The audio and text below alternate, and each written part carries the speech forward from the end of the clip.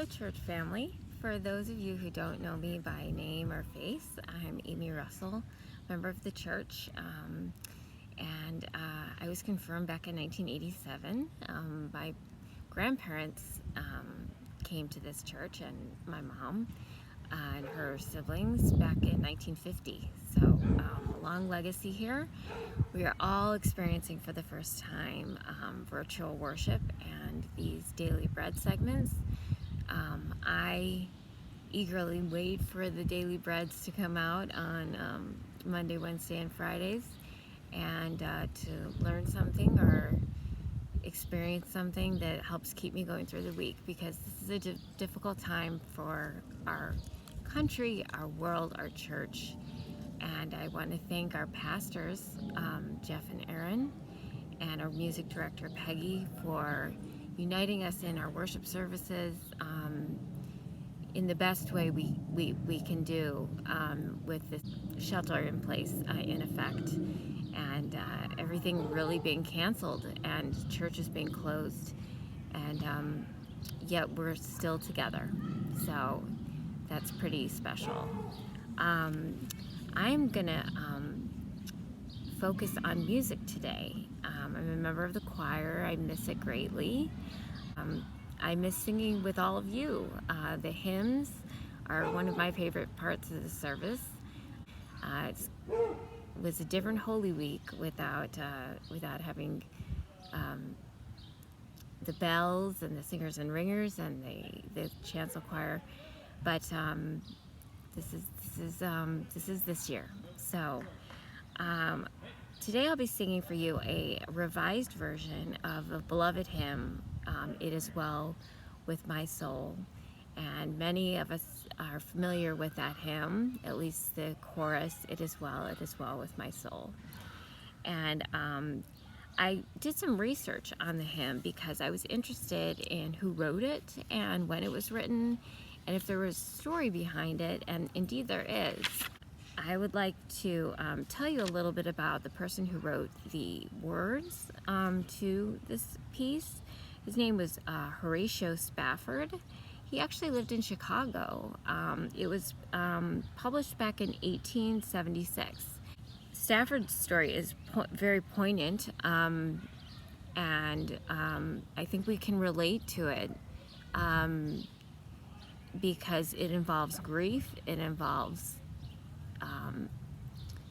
surprise and shock and sudden change in life, and yet the chorus is, it is well with my soul. So the first thing that happened with him is that he was a great investor in real estate, and almost all of his properties were just annihilated in the Chicago fire of 1871.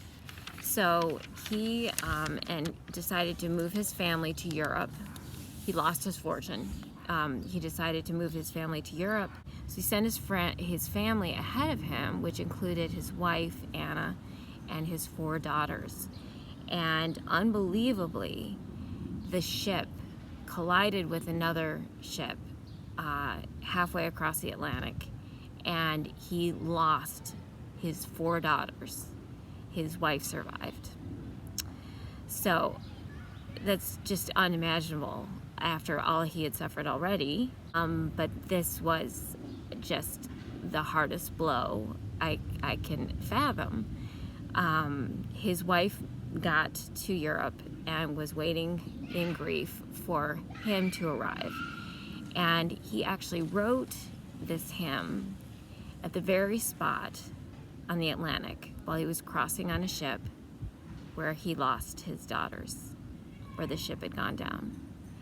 And his version, it's had several versions, and our version in our purple hymnal is 4 verses, and it ends with glory and an honor to God saving us, and as does his. His was 7 verses. I think he was grieving as he penned the lyrics, the text. But he still had the faith in him to have the chorus be, "It is well with my soul." And how he could have that strength is unfathomable. And yet we are going through a period of life that is unfathomable. Who thought in this day and time that we would have a pandemic health crisis? I never thought something like that would happen. I thought possible war.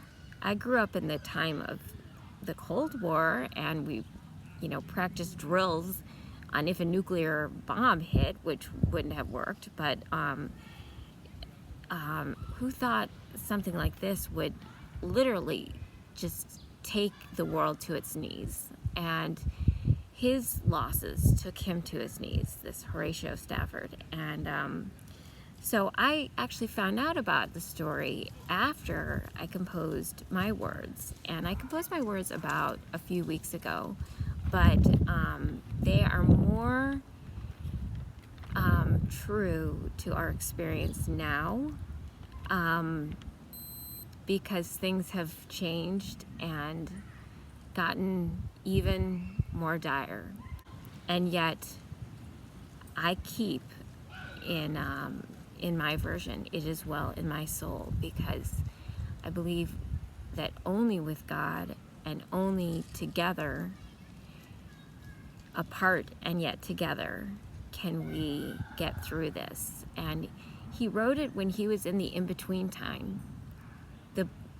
The before was his crises. The after, he didn't know.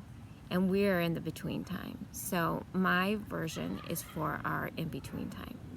And I hope it speaks to you.